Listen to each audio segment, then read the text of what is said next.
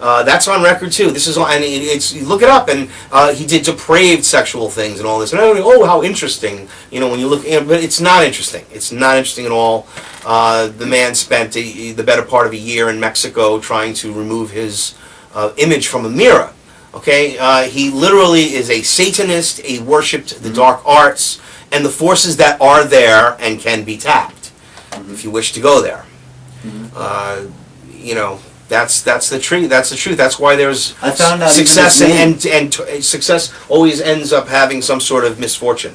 I wanted just to add, because I thought it was really interesting. I never heard before, but his name, Aleister Crowley, he created that, and that's because it equals up to 666. Yeah, well, he is the beast. Yeah, but, 666. To get off Aleister Crowley. But. Yeah, definitely, because a lot of people have different opinions about Satanism. But I mean, listen, if you believe in God, you have to believe in the devil. So if you believe that people worship God, you have to realize that people do worship the devil or Satan.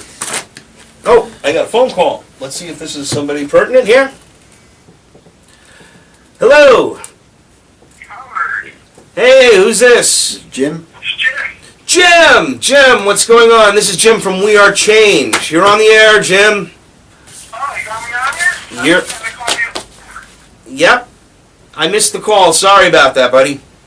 That's okay. So I figured I'd call your cell phone and bother you on this phone. Well, I got you on speaker, and we can all hear you. Nice. What are you guys talking about tonight?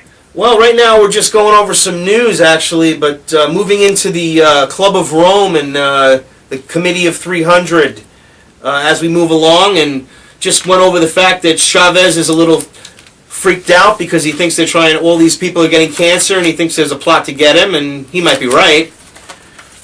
Things like that. Oh, he is right. We've been doing it for years. Oh, yeah, Guatemala, Honduras.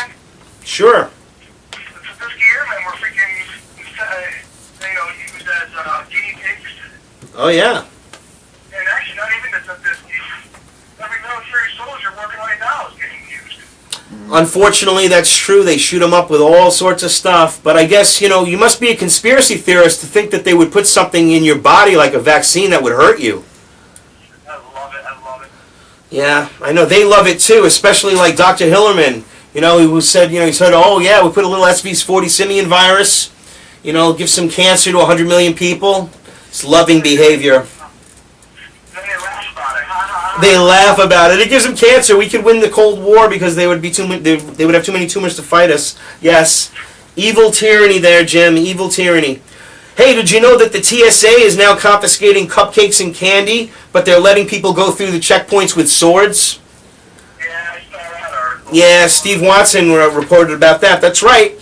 Don't bother opening up your Christmas presents. Don't bother bringing any candy on board. But if you want to bring a sword, you can slide that through the TSA. But they're going to slide something down your pants first.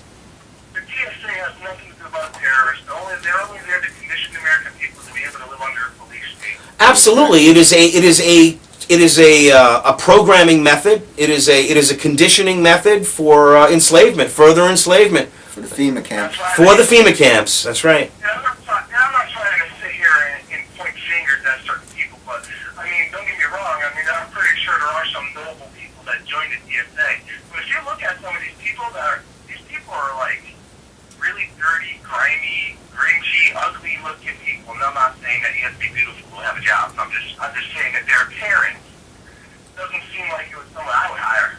Well, it also goes down to the profile. You see, don't you realize that they're catching them all doing depraved things? These people are pedophiles. Some of them are sexual offenders. They're criminals. They have prior records. Yet they're being hired because that's what they want. They want these people. You have an article yesterday about a TSA agent downloading child porn. Oh yeah, no doubt. This is who they're after. That's their target market. They want people that want to lovingly touch people and feel them up, and and have that power trip. I'm gonna make sure you're not a terrorist. Don't say that word too loud. Janet pops out. I know. Actually, that's right. In fact, the FBI is listening. How are you doing, guys? We're of course being recorded by the FBI since I believe it was since November. They've been commissioned to record all internet radio, and this is informedradio.com, and you're listening to Howard Nema and Vinny Bdatruth with my guest Jim from We Are Change Connecticut, co-founder. What's going on, brother? What else is happening? Let him tell it. Jim, why don't you talk about the thing you got coming up in January? Yeah, we got the John Birch Society. Exactly. That's exactly why I called. Actually, I tried calling the main number, couldn't get through, so I called Vinny on his phone number that I just had me call you. It worked. Okay, what, you having trouble getting the 772 number? Yeah, I just kept ringing, and at the very end, it said this number cannot be accepted or something. I was like, I'm not exactly Wow. sure. I don't know. Truth, is that number good anymore? Are you out there, Truth?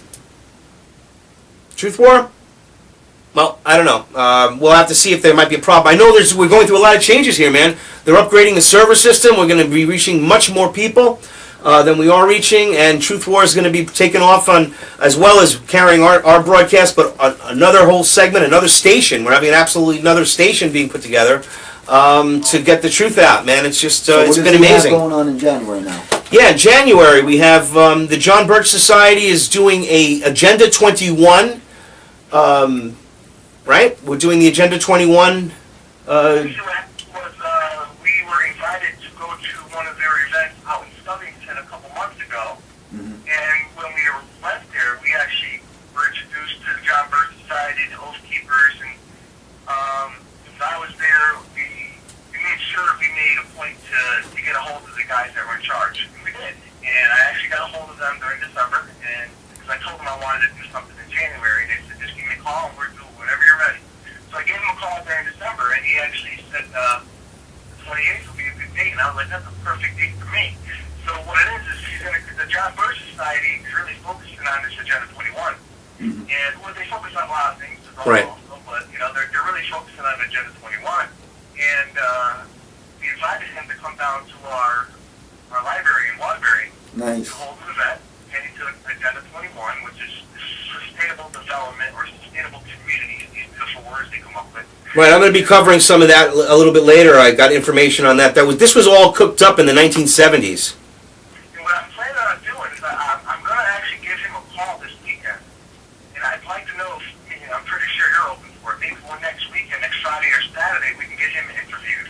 Yeah, he can either, again, he can, if he's local, he can come on the show directly, or we can call in. Absolutely, I definitely would like to get. We had some good dialogue at that last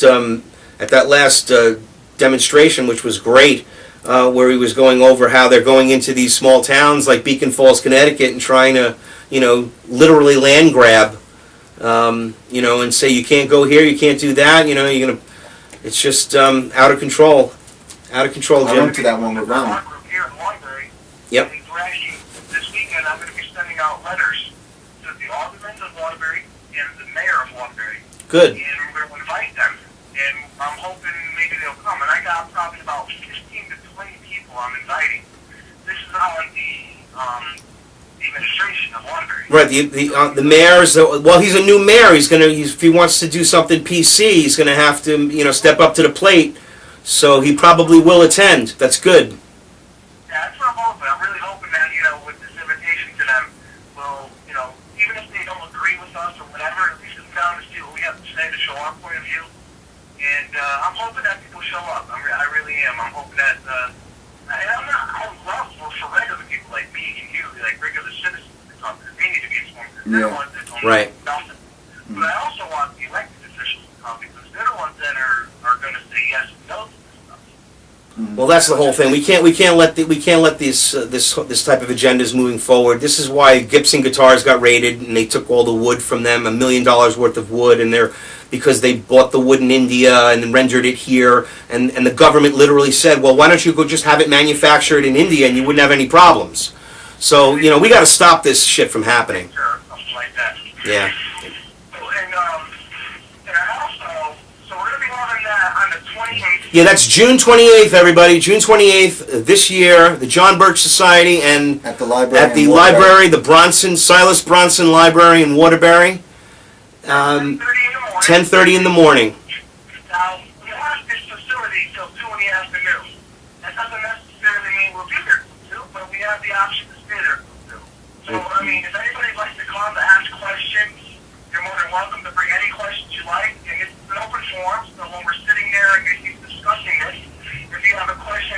about what he's speaking about at that moment in time, you're more than welcome to open up. All right. We're not going to have like a question and answer period. It's pretty much a free for all, but it's an educational free for all. No, absolutely. It was great. John was the guy, right? John is coming. Was his name John? I think his name was John. He was a nice guy. I remember him. What? Oh, okay, yeah.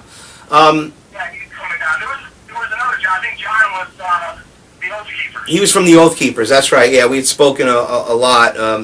Again, it's all good. We got to just wake the people up to this agenda. This is all part of the New World Order, and the Agenda 21 is a big part of it. Certainly moving forward with that. Now you got the USDA. Did you know this, Jim? The USDA is stepping back and it's giving Monsanto even more power over GMO foods, GMO seeds. Oh yeah, it's wonderful. It's loving. You have Michael R. Taylor running the show, and the CIA is operating aerial sprayings, mutated viruses. There was a plane shot down in China that the CIA operated, and they were spraying mutated viruses. Isn't that loving? Wouldn't that be considered an act of war? I would think it would be. And this is the reason why I love Ron Paul, because Ron Paul thinks that it's none of our business to be in any other country. Mm-hmm. And it's sad to know that I was talking to a gentleman yesterday about Ron Paul, and he's like, oh, the best candidate we're going to have is going to be Obama, because look at Mitt Romney and Newt Gingrich. I go, yeah, look at them, they're both morons. I go, what about Ron Paul? Yeah. So Ron Paul wants to change the whole country from inside now, and he was like, I really don't like Ron Paul. And I go, guys, why? He goes, well, he wants to close all the military bases around the world. I go, you think that's nuts? A lot of people. Yeah, they're sheeple, Jim. They're sheeple. They think they just believe the party line. Yeah. They believe the party line. It's 1984. Right. A lot of people that don't want to pick Ron Paul, the only reason why they say no to Ron Paul is because he wants to bring all the troops home. And it's really weird because the number one supporter of Ron Paul Is the military. is our troops. And the American people want to keep the troops in foreign countries. Yep. The troops, the only way we want to be there. Very good point. It's out of control. These people don't even, people get, I can't even figure out how these people anymore. I just, sometimes it makes me want to knock my head on a concrete wall. I know. I get angry. Ron Paul's doing good though. I mean, he is moving up in the polls, so there is still hope. What's funny about that is if you look at the whole spectrum of the candidates that they have, Ron Paul's the only one that's been consistent in the poll. Mm-hmm.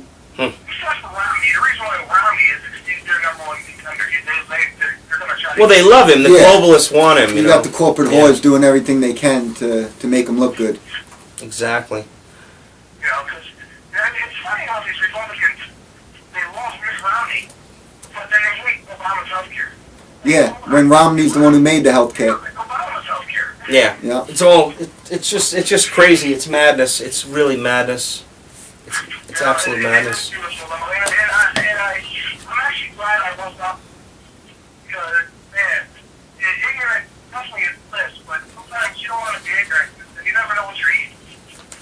Well, yeah, you don't want to be ignorant because you're a sheep going to the slaughter, and you're accepting it, and you're saying, oh, this is going to be okay. It looks like a nice little place. Oh, what's this blade that's coming across my neck? Oh, that's really the truth. And again, the government's out of control. You got Monsanto running the FDA over now the GMO foods. Now Monsanto's. This is all important stuff, everybody. Anthony Gucciardi from Activist Post reported the USDA steps back, gives Monsanto more power over their seed varieties, and gives the company a further grasp on the food supply of the nation. And the modified corn that they have is now linked to organ failure. This is from Catherine Goldstein at the Huffington Post, who said that in a study released by the International Journal of Biological Sciences, analyzing the efforts of genetically modified foods on mammalian health, researchers found that agricultural giants Monsanto GMO corn is linked to organ damage.